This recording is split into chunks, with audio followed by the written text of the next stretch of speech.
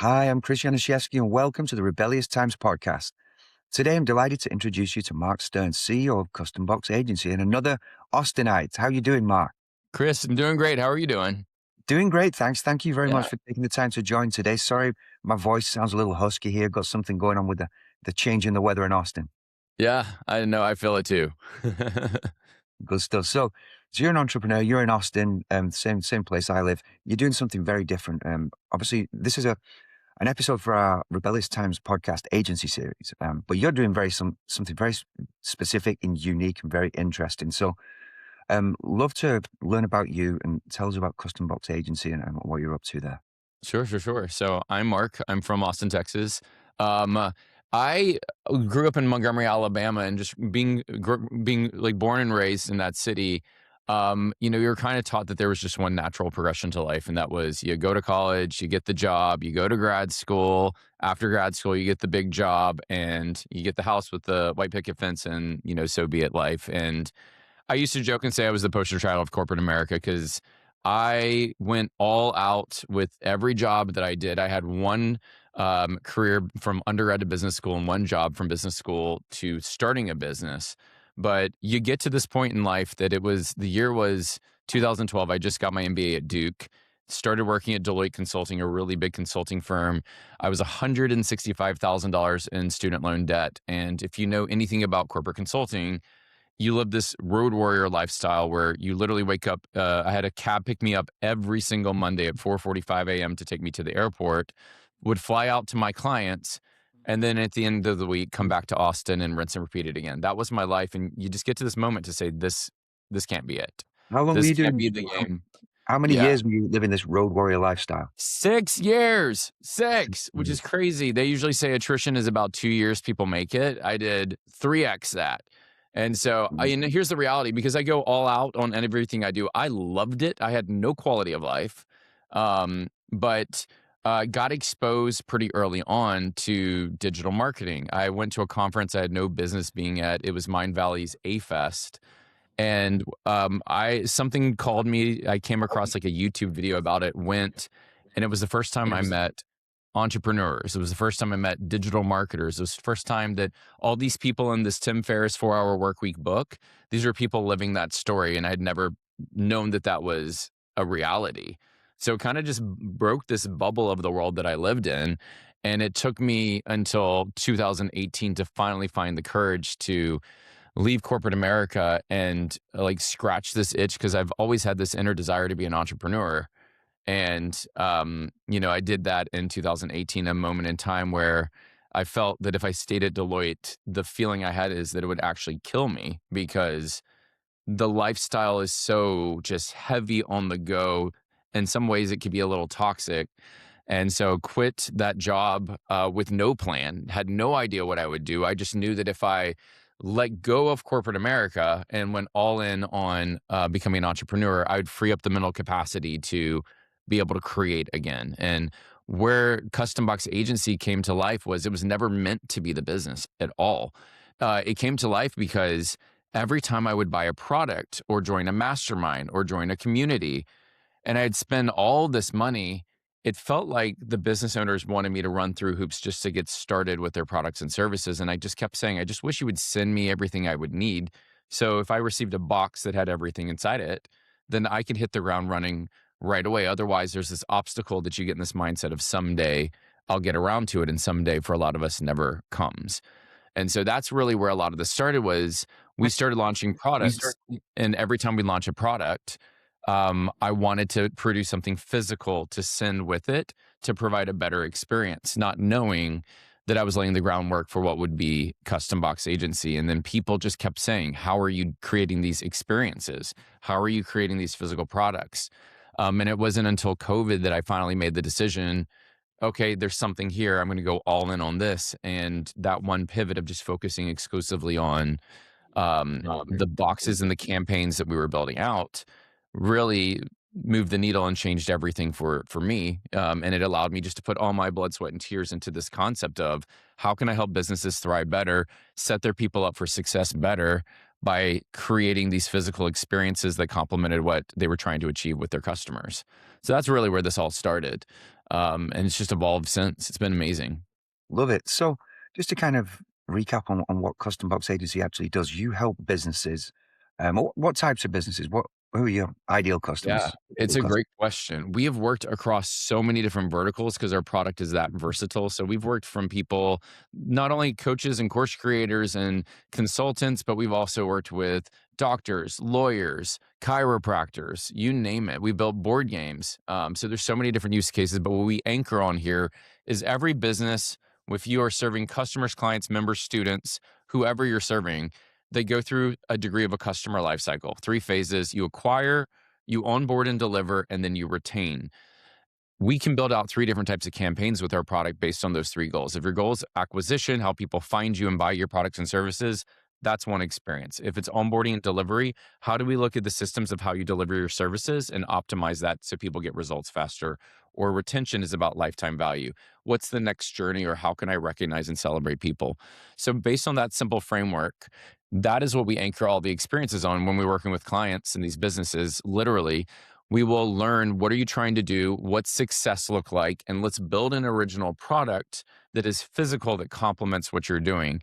So really, we're in the business of optimizing the customer experience and experience design. Box is just our vehicle that, when I can create and turn you into a physical product, it allows me to scale you and your genius by giving you back your time, since we've now productized you.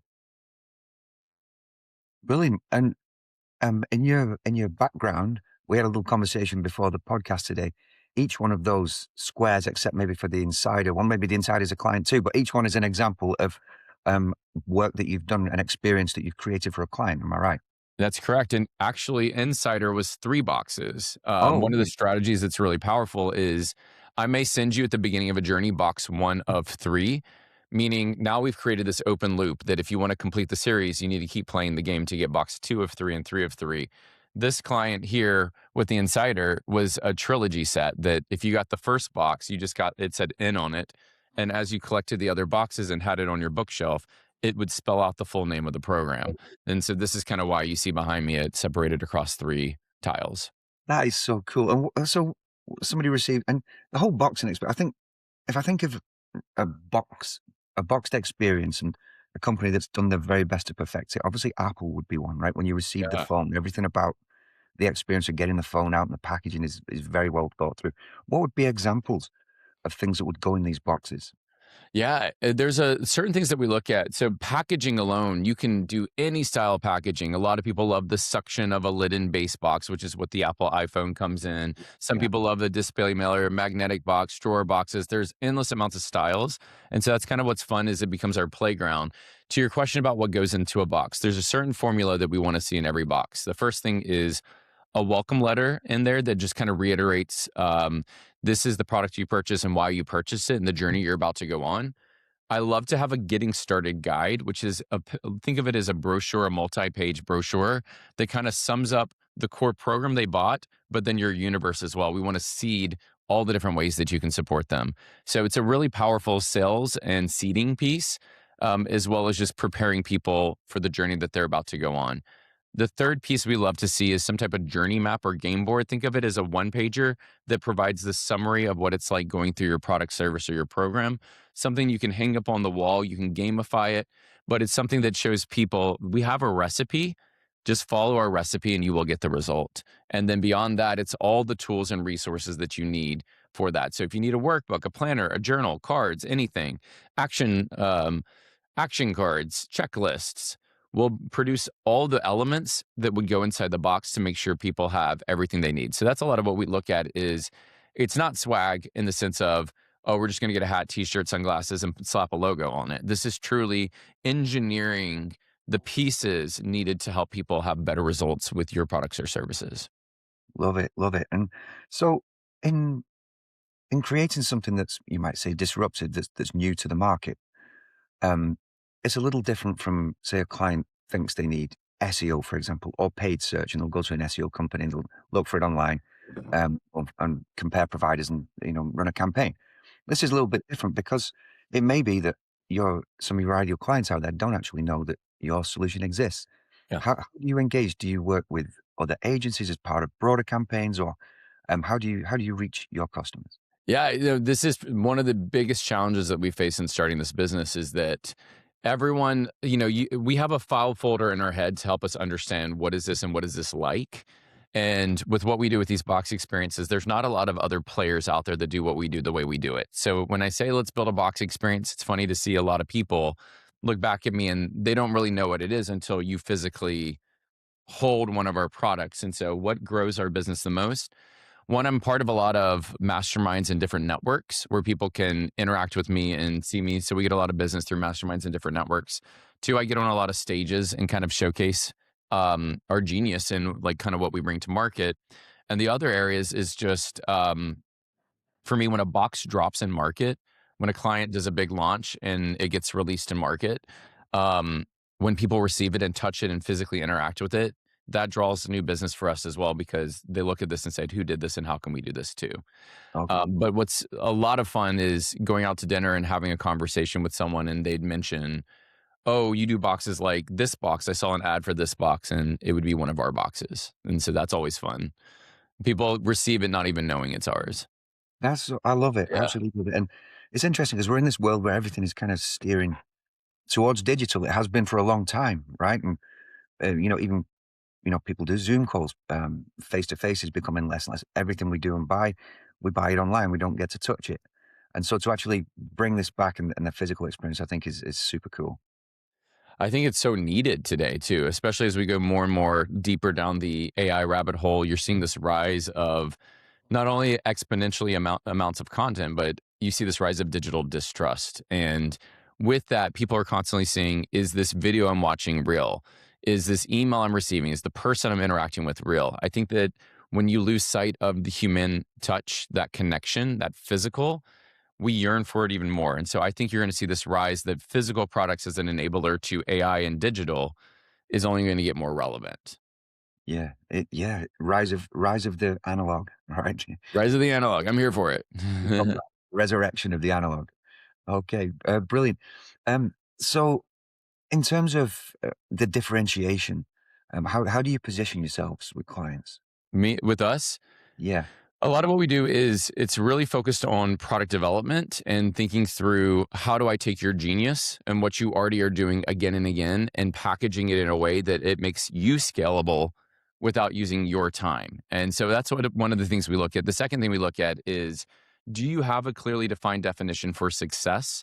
And the reason that's important is for any product or service out there, if we don't have a definition for success, how does your customer know when they've achieved it? And I'll give you a perfect example. For me, and this is something you and I have talked about, I'm part of this program called Six Pack CEO. I got up to 250 pounds during COVID. Now I'm at about 160, but I didn't do it on my own. I did it because I found a mentor that could help me prioritize my health in a really powerful way. And just following this program, his definition for success is, you're a CEO, do you have a six pack? And so it makes it very clear as I navigate this program when I've achieved success because it's a binary. It's a yes, no. Do you have a six pack? I do, I don't. If you're familiar with ClickFunnels, the 2 Comma Club Award, did you make $1 million using ClickFunnels? You either did or you did not. So anytime we work with the business, like, do you have those metrics that people know when they hit it? They've completed the journey and they've successfully achieved what they set out to do. And the reason that's important is the second that happens, you can introduce the next journey really powerfully. But if people never know when they've achieved that success, how do you know when you've gotten there? And so this is kind of where we look at that success metric and then we build the entire program around that. But really what we're anchored on is optimizing experiences. We want to help your customers get results faster. I want to unpack. You said quite a lot there, right? And you went through it pretty quickly. I want to unpack. First of all, Let's do it. first of all, you went from 250 pounds to 160 pounds. So I'm interested in that because we had our third child last year and I put on a few pounds here, right? So there's some work to do. I don't know if I'm going to head towards a six pack. I don't know if that's going to be my goal. So I'd love to hear about this thinking behind the CEO six pack. It sounds like you've been on a bit of a journey here. So Oh man, are you kidding me? Yes. how did you do it? How did you Yeah. increase, first of all? What caused it to increase? And then how did you manage to get control of your health? It wasn't easy, and one of the things I want to anchor on is I never had a desire to have a six pack. It was never a goal. Like, was never to have a six pack. It was, for me, if I could get down to 185, um, I would be happy, and that was the story in my head. And the guy I started working with told me from the get-go when I was in the 200s, he was like, you need to get down to 160, 165 to be six pack lean. So for me, the last time I weighed 160 had to be when I was in high school. Like, I can't tell you the last time that I was, this small relative to the majority of my life. What changed was I read an article that said the average human in the US lives to 78.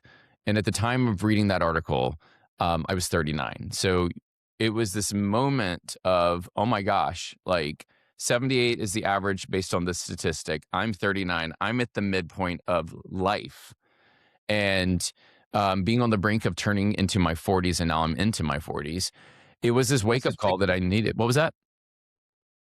No, I didn't say anything. I was just listening because that resonates very well with my own midlife crisis. But it totally was a midlife crisis. And I used to joke and was like, oh, I'm having my midlife crisis. And then I looked up what a midlife crisis is, and it said a transformation in confidence and identity that typically happens at middle age. And so reading that, I was like, oh yeah, I've been going through my midlife crisis. No doubt. That's what it is. But that was it, is that I got to a point that, I got up to 250 during COVID. I like settled in the 220s. I lost a little bit of weight, but like had no idea what I was doing.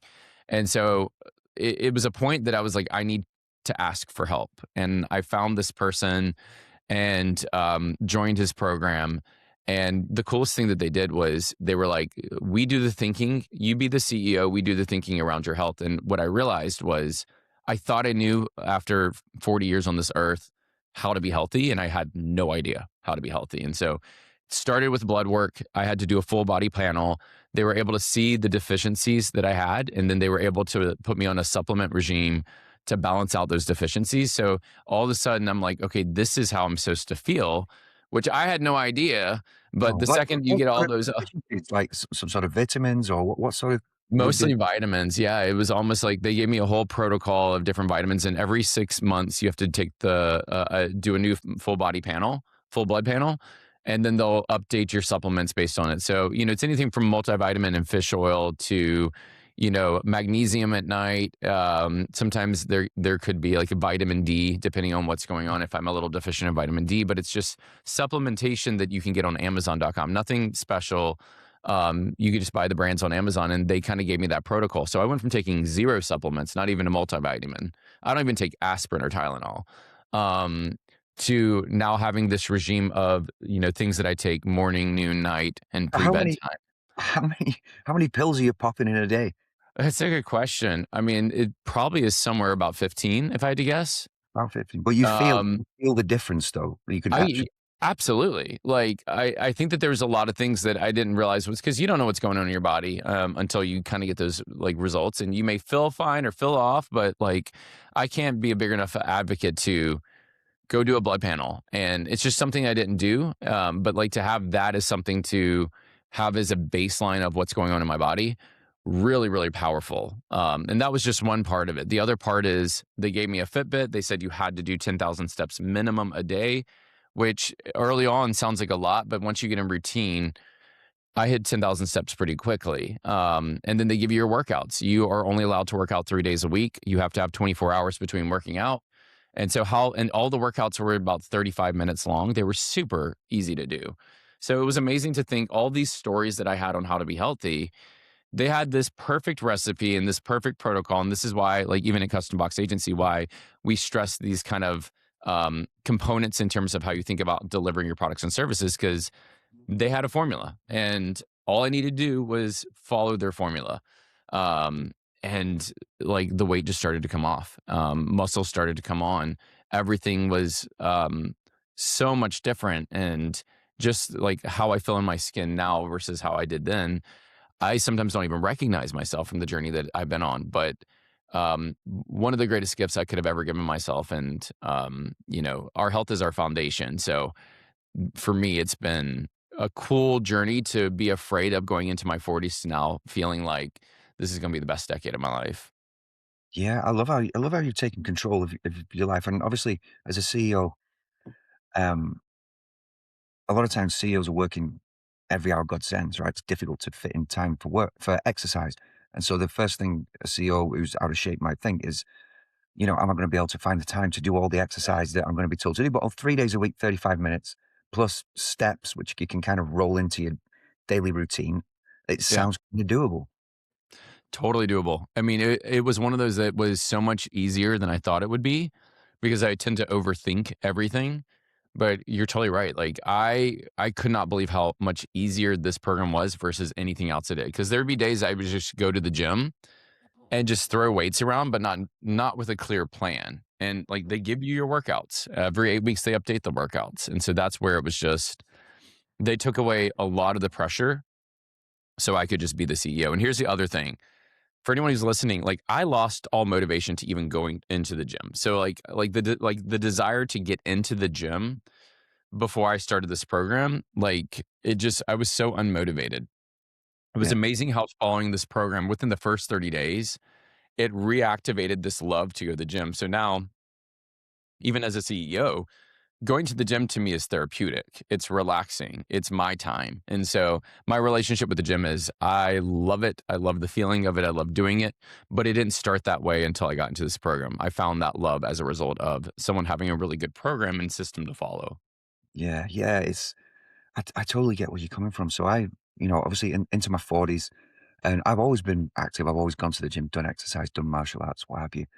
And I think last year was a particularly tough year because I started my business then, and we had our third child, and all there was no time for anything. And so I can see I've put a load of weight on, and feeling that I couldn't actually get out and do anything about it. In reality, I probably could have done more walking. I have a nice little lake at the back. I could have walked around and stuff. But it feeds into your self perception when you get into your 40s, in that what you don't want is to look forward at the rest of your life and think, okay, I've lived my best times.